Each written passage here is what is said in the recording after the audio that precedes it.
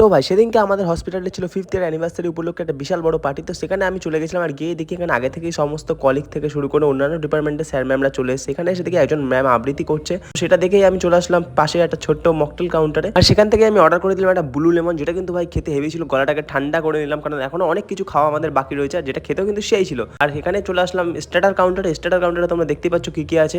আর এখানে কিন্তু starter item শিক্ষা থেকে শুরু করে baby chilli corn, fish finger, আরও অনেক কিছু ছিল। তো আমি ফার্স্টে নিলাম দুটো ফিশ ফিঙ্গার, আর নিয়ে নিয়েছিলাম সাথে একটা পনির পাসিন্দা, যেটা কিন্তু খেতে পাই অসাধারণ ছিল। আর নিয়ে নিয়েছিলাম একটু বেবি চিলিকন, দেখতেই পাচ্ছ তোমরা। তারপরে স্টার্টার প্লেটটা হাতে তুলে আমি মুখের মধ্যে চালান করে দিলাম ফিশ ফিঙ্গারটা, যেটা কিন্তু খেতে পাই অসাধারণ ছিল। সাইজটা ছোটো হতে পারে, কিন্তু এর মধ্যে কিন্তু মাছের পিসটা ভাই দেখতেই পাচ্ছ পুরো ভরে ভরে দেওয়া ছিল।